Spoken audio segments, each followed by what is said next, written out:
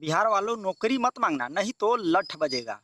बिहार में ऐसे भी एडीएम बन जाते हैं जिनको ये पता ही नहीं होता है कि उनकी लठ कहाँ जा रही है। इनको ये भी नहीं पता रहता है कि वो तिरंगे पे लठ चला रहे हैं। इनको ये भी ध्यान नहीं रहता है। जिस तरह से बिहार के शिक्षक अभ्यर्थियों पर लाठी चार्ज किया गया, कई ऐसे अभ्यर्थी जो हॉस्पिटल में भर्ती हुए, किसी का आँख फूटा, किसी का हाथ टूटा, इस तरह के कई तरह के घटनाएं हुई। क्यों? क्योंकि ये अभ्यर्थी शिक्षक बहाली को लेकर अपनी नौकरी की मांग कर रहे थे, रोजगार की मांग कर रहे थे। मतलब कि रोजगार मांगना गुनाह है। खास करके बिहार में, बिहार के बच्चे अधिकतर जो है सरकारी नौकरी पे ही डिपेंड रहते हैं। जानते हैं, यहाँ जब सरकारी नौकरी अगर ना हो ना, तो सीधा दिल्ली, पंजाब, गुजरात का इनका लाइन कटता है। मतलब कि जाना पड़ता है। क्यों? क्योंकि बिहार में कोई इंडस्ट्रीज नहीं है, और बिहार में इंडस्ट्रीज ना होना सबसे बड़ा बिहारी युवा का मुसीबत है। क्योंकि यहाँ पे कोई रोजगार नहीं है। हम अगर सरकारी नौकरी करें तो ठीक है, हो जाए तो सही है, और नहीं हो तो फिर प्रदेश जाना पड़ता है।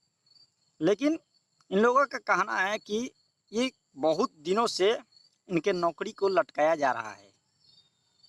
इन अभ्यर्थियों पर जिस तरह से इन्होंने लाठी चार्ज किया है, निश्चित तौर पर एडीएम साहब, पटना के एडीएम साहब, क्या आपको ये पता नहीं था कि आपकी ये जो लठ है कहाँ जा रहा है? अनीसुर रहमान, जिस बच्चे ने, जिस छात्र ने, जिस शिक्षक अभ्यर्थी ने उस तिरंगे को लपेटे हुआ था कि शायद उससे भी उसकी जान बच जाए, या फिर वो तिरंगे के एक तरह से कहें कि अपमान होने से बचाने की भी कोशिश कर रहा था। मार खाता रहा, पिटता रहा, लेकिन तिरंगा को अपने हाथ से नहीं छोड़ा। वहीं पे खड़े एक पुलिस ने देखा कि ये क्या, ये तो एडीएम साहब तिरंगे पे ही लाठीचार्ज कर रहे हैं। पुलिस वाले ने बहुत ही सम्मान के साथ उस तिरंगे को उस लड़के के पास से ले लिया। तो समझिए कि जहाँ पर एडीएम को ये भी पता नहीं कि वो तिरंगे पर लठ बजा रहे हैं। हालांकि पटना में जो डाक बंगला चौक है, वहीं पर ये घटना हुई थी, और ये लोग राज्यपाल के पास जाना चाह रहे थे। ये अभ्यर्थी अपनी नौकरी के मांग को लेकर राजभवन के पास जाना चाह रहे थे, लेकिन डाक बंगला चौक पर इनको रोक दिया गया था। पुलिस ने वहाँ पे इनको रुका। उसके बाद में ये सब हंगामा हुआ, जिसके बाद में छात्रों को पीटा गया था।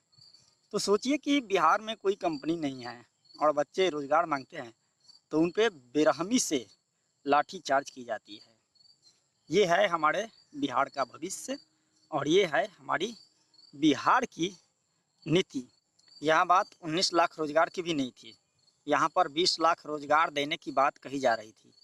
लेकिन अगर आप ये कह रहे हैं कि सरकार बदलते ही इन बच्चों ने, इन छात्रों ने, इन अभ्यर्थियों ने यहाँ पे कोई हंगामा किया, तो नहीं, ऐसा कुछ नहीं है। इनका जो प्रदर्शन है 15-20 दिनों से चल रहा था, जो कि अब ये लोग, यानी कि जिस तरह से यहाँ पे लाठीचार्ज हुआ है, अब ये अपने मुकाम पे पहुँचे। पता है कौन सा मुकाम? लाठी खाने की मुकाम पे ये लोग पहुँचे। लेकिन क्या एडीएम साहब पर कार्रवाई होगी और किस तरह से होगी, अब ये पूरे बिहार के लोगों को देखना है कि आखिर शिक्षक महोदय पर आने वाले भविष्य में, शिक्षक ही है वो, उनको शिक्षक ही हम कहेंगे, कि शिक्षक महोदय पर लाठी चार्ज करना एडीएम साहब को क्या ये उचित था? क्या एडीएम साहब को सज़ा मिलेगी? हालांकि बिहार के उप मुख्यमंत्री तेजस्वी यादव, इन्होंने तुरंत जब इनको पता चला कि वहाँ पर लाठीचार्ज हुई है, जिसके बाद इन्होंने पटना के जिला अधिकारी डॉक्टर चंद्रशेखर सिंह से फ़ोन पर बात की और जांच कमेटी का गठन किया कि जल्द से जल्द जांच होगा। और साथ ही तेजस्वी यादव ने कहा कि इसकी जांच होने के बाद वो गुनाहगारों पर सख्त से सख्त कार्रवाई करेंगे। तो निश्चित तौर पर आप, अगर सरकार यहाँ पर बिहार में बदली है, तो आनन फानन में तो रोजगार, खैर आपको मैं पहले बता दिया हूँ कि इन लोगों ने आनन फानन में रोजगार नहीं मांगा। लेकिन अगर कोई आनन फानन में रोजगार मांगता है तो ये भी उचित नहीं है। लेकिन इन लोगों ने आनंद फानंद में नहीं मांगा, इनका प्रदर्शन पहले से चल रहा था। सरकार बदली है, 19 के जगह 20 लाख देने की बात की जा रही है, तो धैर्य रखना चाहिए, क्योंकि आधा कार्यकाल नीतीश जी और बीजेपी के दौर में इस बार ख़त्म हो गया है और आधा कार्यकाल ही बचा है। तो देखिए, आधे कार्यकाल में जब इतनी क्षमता के साथ अगर 20 लाख रोजगार देने की बात की जा रही है, तो बिल्कुल शांतिपूर्ण तरीके से धैर्य रखना चाहिए और नौकरी का इंतज़ार करना चाहिए। हालांकि तेजस्वी यादव ने ये साफ तौर पर कह दिया है कि हम कार्रवाई करेंगे, गुनहगारों को छोड़ेंगे नहीं। हालांकि वो डिप्टी सीएम है, बेशक नीतीश जी मुख्यमंत्री है, और ये सबको पता है कि नीतीश जी कुछ दिनों बाद मुख्यमंत्री के पद से हटने वाले भी हैं और तेजस्वी यादव हो सकता है कि मुख्यमंत्री बने। तो देखिए क्या होता है, क्या इस तरह से ही बिहार के युवा के ऊपर लाठीचार्ज होता रहेगा? क्या बिहार के युवा इसी तरह से पिटते रहेंगे? क्या इसी तरह से बेंगलोर, चेन्नई, कोलकाता बिहार वासियों को जाना पड़ेगा, या फिर बिहार में भी इंडस्ट्रीज़ का मौका इन लोगों को मिलेगा, यहाँ बिहार के कंपनियों में इनको काम करने का मौका मिलेगा? ये सब चीज़ देखने वाली है। हालांकि बिहार में ऐसा अभी फ़िलहाल कुछ भी नहीं दिख रहा है, क्योंकि जब एनडीए की जब यहाँ सरकार थी तो ऐसा कुछ नहीं हुआ कि यहाँ कोई इंडस्ट्रीज आना शुरू नहीं हुआ। तो फिर कहीं ना कहीं अभी कंपनी आने में तो समय लग सकता है।